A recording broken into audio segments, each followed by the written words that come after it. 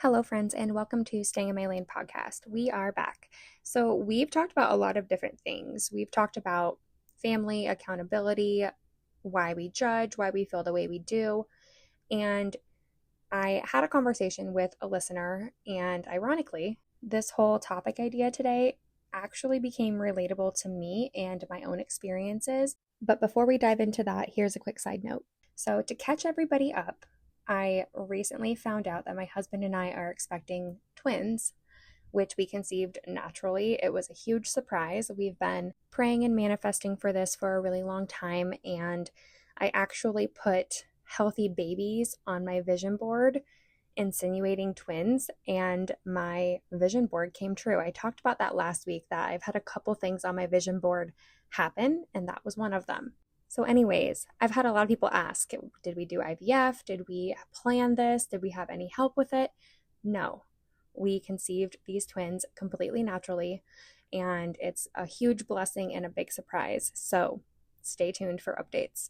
Getting in today's conversation, I want to talk about a topic that I think can be pretty relatable to a lot of us, and we can kind of tie this back into conversations about family, friends, whoever. So let me ask you this. Have you ever felt like you've grown, evolved, maybe even reinvented yourself, only to return home and feel like you're still being seen through the lens of who you used to be?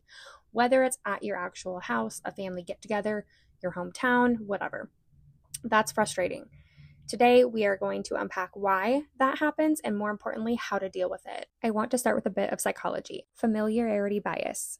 Our families have a mental snapshot of us based on who we were when they knew us best, or more accurately, most consistently. Usually that's our childhood or adolescence, and let's be real, those are not our finest moments. At least I can say they were not my finest moments. Like me, if you used to be defensive, unreliable, immature, fed into the drama, or quiet and withdrawn, and now you're confident, disciplined, motivated, healing, and you're outspoken, that might threaten the framework that our families built around us. Let me explain. And this can go both ways. And for me, this goes both ways. And I've really been able to sit back and reflect on this. Often families hold on to the version of us that they first knew, the habits, the mistakes, the way we behaved when we were younger.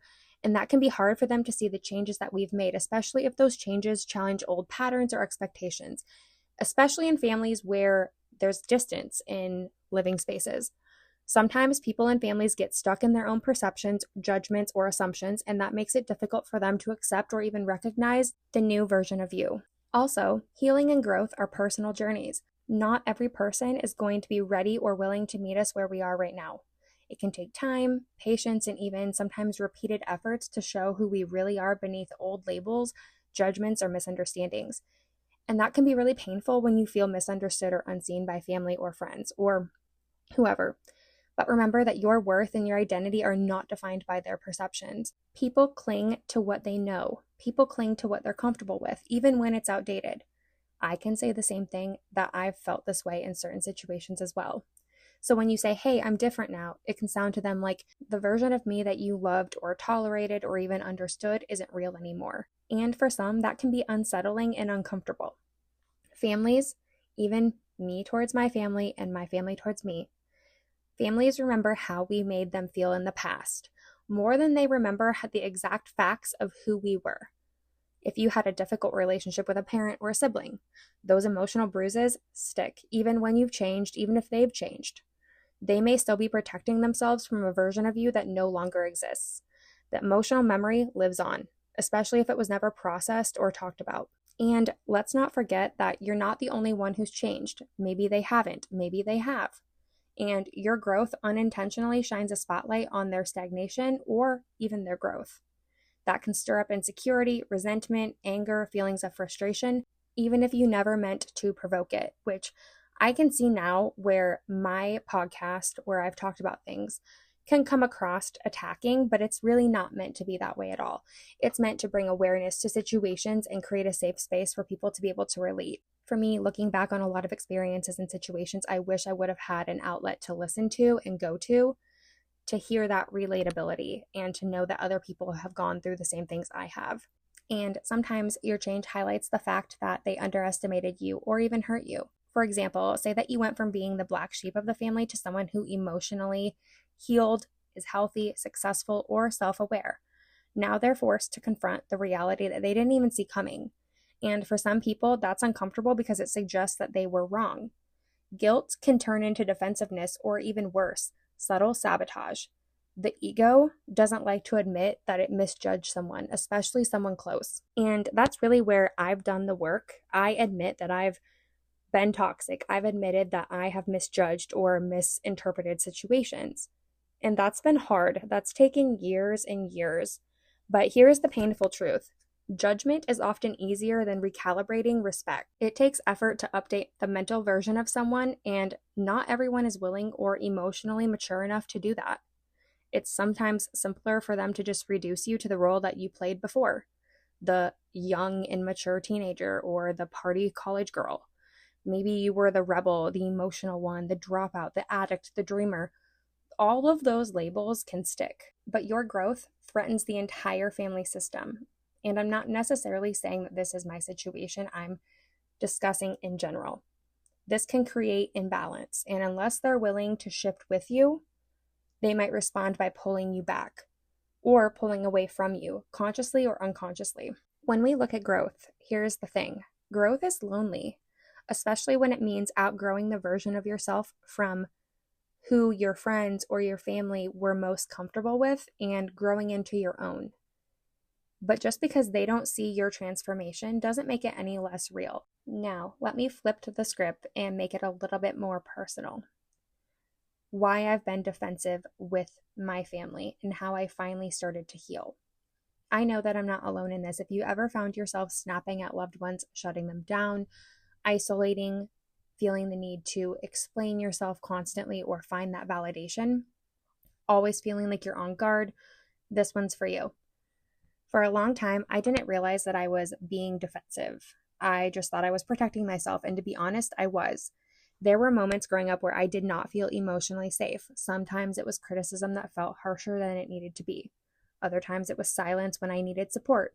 And I really internalized the idea that I had to be strong and pushing myself and my feelings down, even when I was hurting. That made vulnerability feel really dangerous for me. So I built walls, not on purpose, but little by little through sarcasm, avoidance, drama starting, over-explaining and shutting down. I created an armor, and it followed me into adulthood.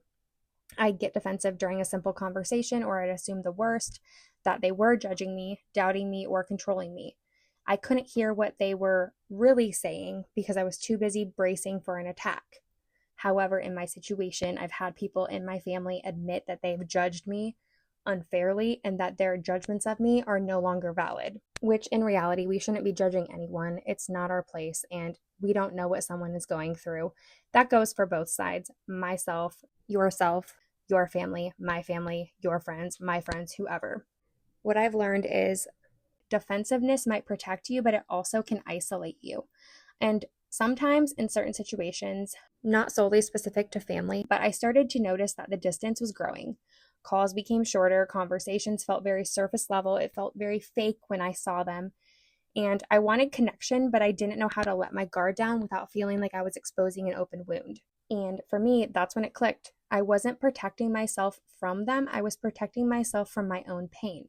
I hadn't processed the hurt. I hadn't grieved the misunderstandings, judgments, or assumptions, or even acknowledged the unmet needs when I was a child or a teen. And I was still stuck in that survival mode. Healing for me didn't happen overnight, but it started when I became aware of what was happening in my mind and processing through that. For example, I started journaling in an honest way where it didn't feel like I needed to filter anything. And without any judgment, I wrote down things that I've never said out loud. I started therapy and I began unpacking where those patterns came from. You can refer back to the generational trauma episodes. However, most of my own feelings and my own interpretations were how I responded to pain based on how I grew up, what I was exposed to. So I practiced pausing. When I felt that rush to be defensive or be rude, I tried to breathe and ask myself, am I hearing what someone is actually saying? Or what if I'm afraid of what they are saying? So I began working on myself. I also began having conversations with my therapist about what I've been through and my trauma. And one thing I want to emphasize here is trauma is not always bad. Even admitting that out loud or saying it out loud feels really taboo and really awkward. Trauma hurts. It fractures, it isolates, it can steal your years of peace and trust. You might not even realize that you have trauma until years later. But here's the part that gets whispered, if spoken at all. Trauma can also clarify. It can awaken, it can rebuild, it can heal. It has the power to rip away what's false and leave us with what's raw enough to rebuild in truth. I'm not saying that trauma is good, but I'm saying it's not bad. It's about our perceptions and how we look at things, how we can look at things in a more positive light, and how we can heal through that. Some people become deeper, more empathetic, more awake, more grounded because of what they've lived through. They're forced to examine life's harder questions, often far earlier than most. And with that comes wisdom. So why is this such a taboo thing to say? Why is it so uncomfortable to admit that trauma, while painful, can also lead to a powerful transformation? Here's one reason. We're afraid that if we find meaning in trauma, that we're justifying it. And that took me a really long time to learn and kind of understand. There's kind of a cultural pressure that says if you say something good came out of your trauma, you're minimizing your trauma or excusing the person who caused it. But that's not the same thing. Let me explain. Finding meaning doesn't mean approving of the trauma. Saying this made me who I am doesn't mean I'm glad it happened. It just means that you're taking ownership of the aftermath. You're turning your pain into perspective and growth. And for some people, that's what healing is. Another reason it's taboo, because growth through trauma doesn't look cute on Instagram. It's not always gratitude journaling and healing vibes. Sometimes trauma is ugly crying at 2 a.m., healing and quitting the job that suffocates you, leaving toxic family members, or breaking generational patterns that no one else had the courage to touch. Trauma can make you wake up. And when you wake up, what happens? You change. And when you change, you start making people uncomfortable, especially the people who benefit from you staying small or silent, or from the people who only see you for what you used to be. So yeah, trauma is taboo because it's messy. It's also powerful, and sometimes it makes you unrecognizable, even to yourself, whether it's good or bad. A metaphor that I like to come back to often is trauma is like fire. Left uncontrolled, it burns everything, but contained, understood, and tended to, it can forge steel. You can become someone stronger, sharper, more resilient, not in spite of what happened to you, but partly because of it. Again, that doesn't make the trauma okay, but it reclaims your power and says, I didn't choose what happened, but I will choose what happens next. Trauma doesn't have to define us only by what it took from us. Sometimes it defines us by what it gave to us. Clarity, empathy, courage, vision, fire. And if we let ourselves say that out loud, maybe we can stop tiptoeing around the pain and start honoring the people that we've become because of our pain. And for me, that's taken a lot of work. I'm still learning. There are moments where I feel that old urge to shut down or bite back, but now I have the tools in my toolbox. I have grace for them, for myself. I have learned that boundaries are not walls.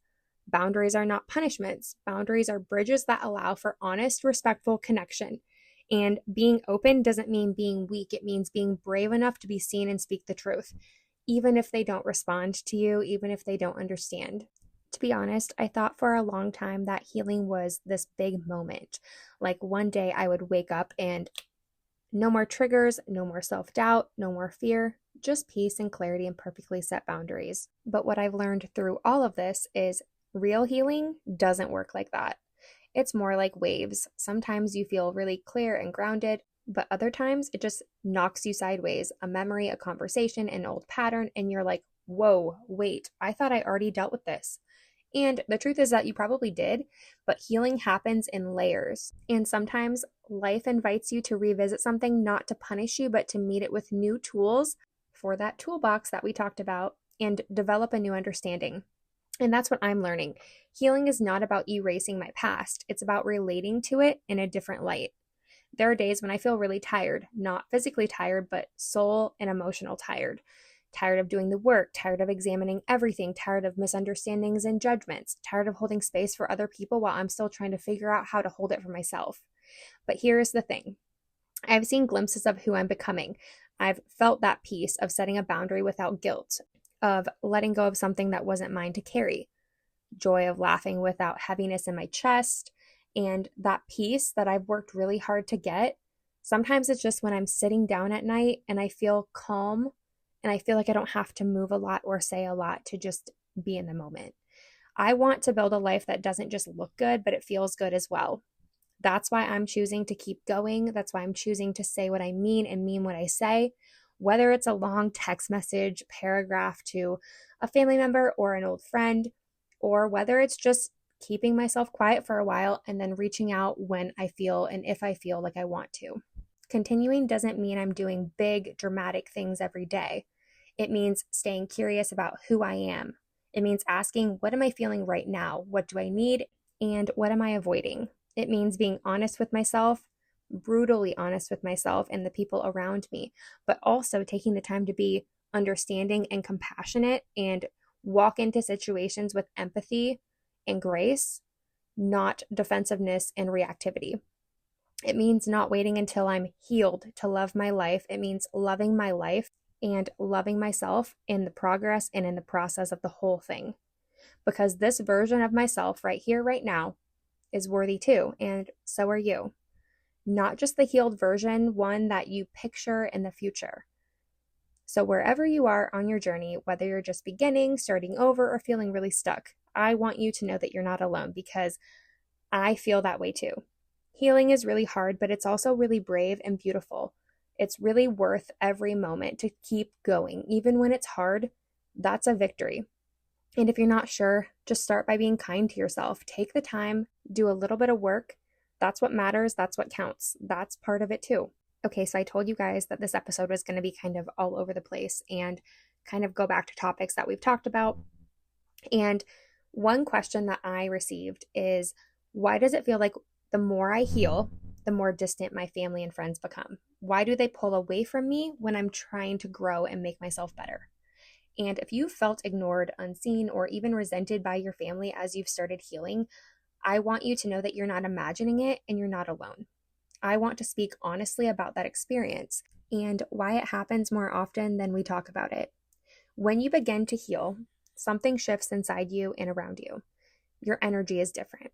Maybe you start setting boundaries, you start speaking up more, you stop playing the role that you were assigned in your family or with your friend group, whether it's the fixer, the black sheep, the peacekeeper, the scapegoat, or the quiet one who never caused trouble, or the loud one who did cause trouble. Suddenly, you're no longer operating in the way that they've always expected you to. And for some family members or some friends, that feels uncomfortable and threatening. Not because you've done something wrong, but because you've changed the script. This goes for anybody, family, friends, whoever. When people are used to the old versions of who we are, they might not know how to engage with the new version. Sometimes family ignores your healing because they don't understand it. Growth, therapy, self-awareness may be foreign to them or even judged. They may live in a little bubble. Friends may kind of back away because they're used to seeing you go out with them and gossip and do all the things that you don't want to do anymore. Family or friends may feel exposed. Your healing highlights what they haven't dealt with yet. That can stir up their own unhealed pain, guilt, or shame. They might miss the you that made things easier for them. Referring back to that friend group. Maybe the version of you who didn't question things, challenge things, or need space. Now that you're advocating for yourself, they don't know how to respond to that. Or maybe they don't know how to connect with you now, especially if emotional depth and vulnerability wasn't modeled in your family. Your growth might feel like you're too much, too sensitive, too distant, or too dramatic for them. Sometimes ignoring is their way of trying to maintain emotional control, because acknowledging your healing would mean acknowledging that there was something to heal from. Let's name it. It hurts. I always say heal it to feel it and feel it to heal it.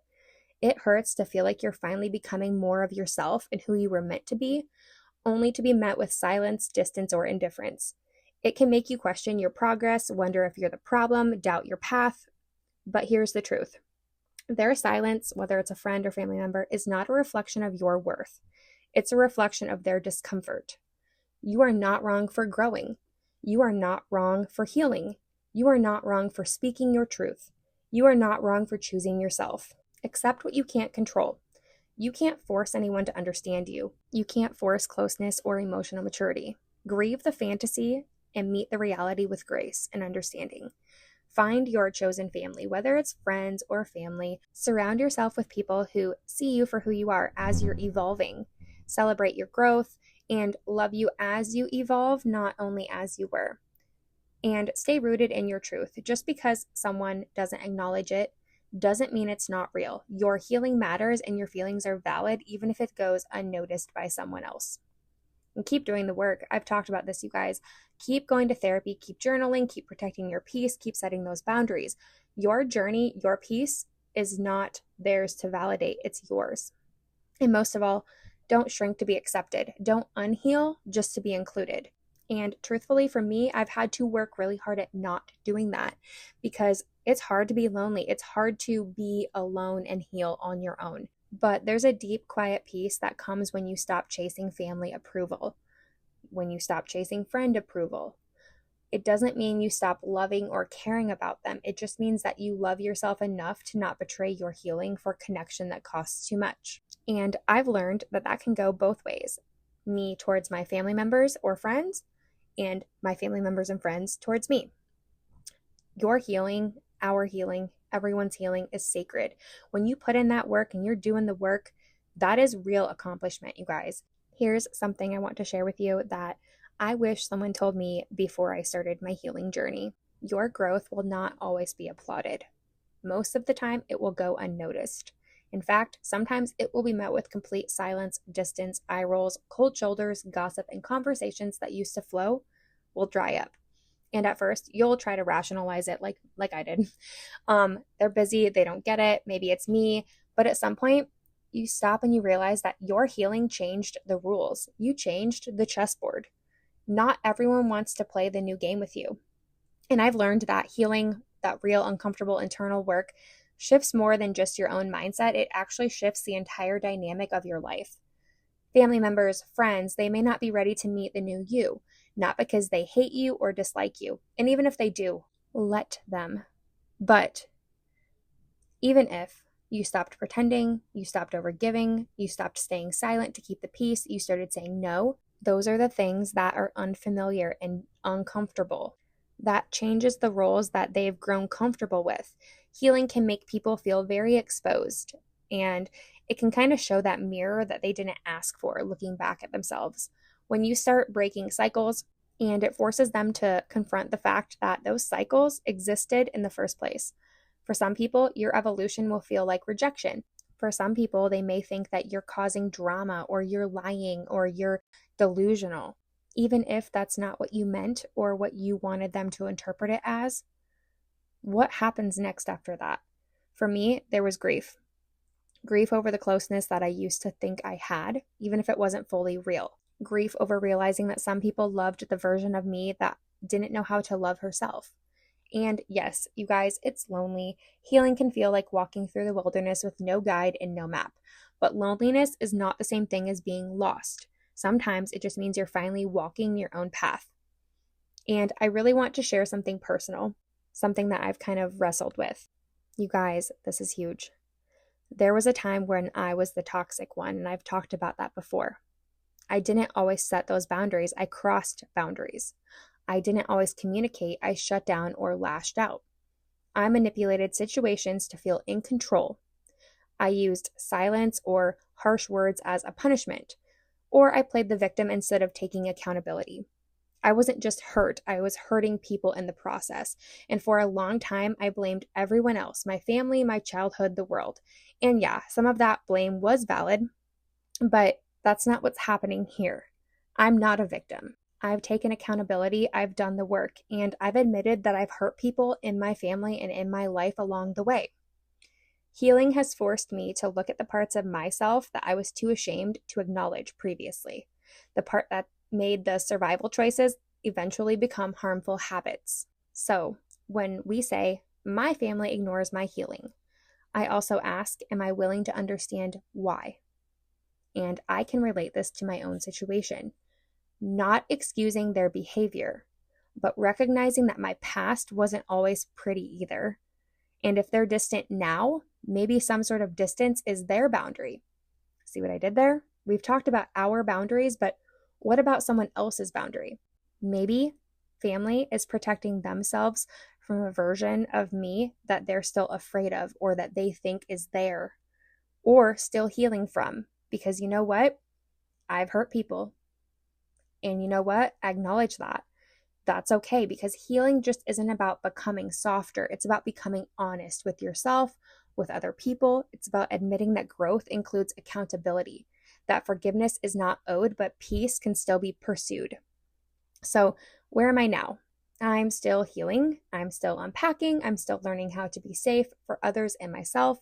And if my family never comes around, I'll grieve that, but I won't stop working on myself and healing, because this path that I'm on is not about proving anything to them anymore. It's about becoming the person I needed when I was younger. It's about breaking the cycle, even if I have to do it alone. And when I say breaking the cycle, I think it's really important to say, I'm not bashing my family. I'm not saying that what they did in the moment was necessarily wrong. It's what they knew. It's who they were and what they did in that moment. And that's their healing journey. It's not about just healing wounds, but making sure that I don't pass them on, whether it's to family, friends, or even my children. And if you're in that space too, where your healing is misunderstood, ignored, or even resented, I want you to hear me. You are not crazy. You are not selfish. You are not too much. You are not dramatic. You are becoming, and that is brave as hell, you guys. It is hard to heal. And I've sent multiple text messages to family, and I've set boundaries, and I've been rude, and I've been honest. But my intentions are pure. My intentions are genuine. I am not the same person as I was when I was 16 or 22. Before we move on to the last part of this conversation, I want to move on and say this. When there's trauma, especially trauma connected to family specifically, communication gets complicated, especially when it's third party or when it's through a text message. Communication gets messy. And when we talk about trauma and healing, you're not just speaking to who they are now. You're speaking to who they were when the wound happened. You are speaking from the place inside yourself that may not even have the language yet. Sometimes you want to scream. Sometimes you want to cry. Sometimes you don't want to say anything at all. And that's okay, because this kind of conversation doesn't start with perfect words. It starts with truth, the kind of truth that is messy and complicated, hard to hear. But before you even speak, you might need to sit with yourself first and ask, what do I need from this conversation? What am I hoping to accomplish? What am I willing to release? And am I speaking to heal or to be right? I've had to ask myself that numerous times on my healing journey. Sometimes you'll realize that you're not ready, and that's okay too. Recently, I just texted because I felt the need to get some clarity and have that peace within myself to say something, even though I didn't need to say it. I wanted to say it, but I wanted to speak to heal and to communicate, not to be right or not to be rude. And sometimes you'll realize that not being ready can be scary, but that's okay. Silence can be sacred if it's honest. But if you are ready, even a little, here's something that I've learned. Lead with how you feel, not who they failed to be. I'm going to say that one more time. Lead with how you feel, not who they failed to be. Instead of saying, you never protected me or you never listened to me, try, I didn't feel safe and I carried that pain with me for a long time. I'm not saying this to hurt you, but I'm saying this to be honest. And it does not excuse the harm, but it invites dialogue instead of defense. And when trauma is involved, the goal is not to talk, it's to make space for what's been buried. Sometimes they'll listen, sometimes they'll shut down, sometimes they'll deny it completely. That's the risk that you take when you speak your truth. But speaking your truth is not about controlling their response. It's about liberating the part of your brain that stayed silent for too long. Not every conversation is going to go the way that you've hoped. They might deflect, minimize, or even turn it back on you, and that can hurt all over again. But even if they can't receive your words, you still said them. You still spoke your truth. You honored yourself. You gave a voice to something that used to just live in your body. And that's a form of healing too. Sometimes closure doesn't come from their apology. Sometimes it comes from your clarity and their silence.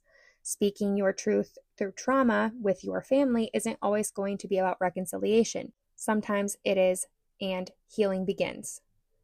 Other times, it's about telling them the truth so you can finally move forward, maybe with them, maybe without them. That's okay. Forgiveness doesn't mean reunion. Sometimes it just means you're done letting pain decide who you are. Setting boundaries isn't a rejection, it's a way to keep the pieces of yourself that you fought so hard to reclaim. And if they don't respond, it's going to be okay.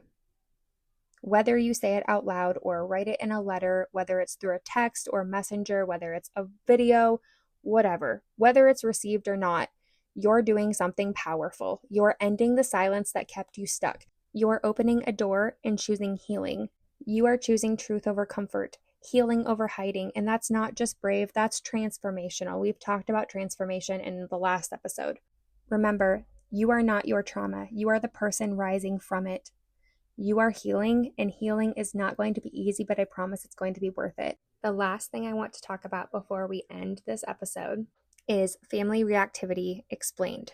And on the flip side, understanding why our families react the way they do. The truth is that often our families operate from emotional survival, not awareness. They may react out of fear, shame, or guilt, or just not being able to understand. And I'm not meaning that in a bad way. I'm just saying they may not understand why or how you feel the way you do. The thing is that when someone's boundaries were violated growing up, or they never learned how to self-regulate, reactivity becomes the norm. Silence, distance, blame, defensiveness, and stonewalling, even gaslighting, can become the norm. These are coping strategies, not character flaws, but they still hurt and they still affect us. Just because your truth is inconvenient to someone else doesn't mean it's wrong. Sometimes being the cycle breaker means being misunderstood, even resented or rejected by family or close friends. But healing doesn't always look like resolution. Sometimes healing is learning how to sit at the same table, not in fear or discomfort, but self-respect. Or maybe healing does mean choosing distance, not as a punishment, but as protection. And maybe that's what our family members or close friends that have been hurt by us or have hurt us are doing, is they are choosing healing and distance, not as a punishment, but as protection from the versions of us that were toxic. So what does reactivity even mean? Reactivity is when someone responds to a situation emotionally, fast, instinctively, and often without pausing to reflect or listening to understand. It's almost always rooted in a feeling of threat or defensiveness, real or perceived. Now, families are where most of us learned how to react or not react emotionally. Think of it as our original classroom. And that brings us to reactivity is generational. A lot of family reactivity didn't start with your parents or even your grandparents. Think about it. If your mom grew up in a household where emotions were never talked about, or worse, they were punished, how would she learn how to respond calmly when you bring up something that's emotional? If your dad's family avoided conflict at all costs, he may genuinely panic at the first sign of tension. These patterns are deeply rooted and get passed down like family recipes, but instead of cookies, it's the silent treatment, yelling, or walking away. I've said that before, I think in a different episode. Psychologists actually call this intergenerational trauma. We inherit not just our genetics, but emotional coping mechanisms, good, bad, or dysfunctional. If you go back and listen to generational trauma episodes, you will hear that. So when someone in your family reacts explosively or defensively, their nervous system is probably perceiving a threat. It's called going into fight or flight freeze. We've talked about that too. And here's the thing. The threat might not be you yelling. It might be your tone of voice, your facial expression, your body language, or just the topic itself. Their brain doesn't stop to ask, is this real danger? It just reacts. So when your aunt storms out of Thanksgiving conversation about politics, or your brother gets defensive the moment you ask about his job, your mom guilt trips you for not calling enough, chances are something in their system felt unsafe. Not logical, but emotional. Family pushes our buttons because they installed them. When we react, they react. When they react, we react.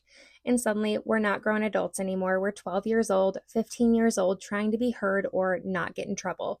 That's what psychologists call emotional regression. We revert back to earlier roles or wounds. And if you think about it, we've kind of talked about that with growing into a better, more adult, mature version of ourselves. Our families may not be able to see us that way. They may revert back to earlier roles that we've played in their lives and wounds that we've caused in their lives. So if your dad criticizes your parenting, maybe you instantly feel like a teenager being judged, and then you respond as that teenager instead of your adult self. Okay, we get it. Families are reactive because of history, trauma, and nervous system wiring. So what do we do about it? These are things that have helped me in my healing journey. Recognize the pattern, not the person. When someone's being reactive, it's tempting to take it personally. Try to see their response as a pattern, maybe even a wound, rather than a personal attack. Regulate yourself first. You can't stop someone else from reacting, but you can slow yourself down. Breathe, pause, and remember you're not a 16-year-old girl anymore. Set boundaries with compassion. Boundaries, again, are not walls. They're not fences. They're clarity. Bonus tip: therapy, if it's accessible to you, can be life-changing for untangling family dynamics. So, if your family is reactive, it doesn't mean they're bad people. If they don't respond to you, they don't want to get to know you, it doesn't mean that you're the problem. It means they've likely never been taught how to respond instead of react. And honestly, most of us haven't either. That's just a fact. But the good news is you're here, you're listening to this, and that's exactly how healing starts. It only takes one person in a family system to start shifting the dynamic. So maybe that's you. You can't always change your family. You can't always force them to see you for who you are. And maybe you've been the toxic one. Maybe you've been the one that's hurt people. And if you're like me and you realize that years later, continue to heal, continue to show up in your truth, and always choose healing over harm, forgiveness over anger, and peace over pain. So until next time, I will see you later.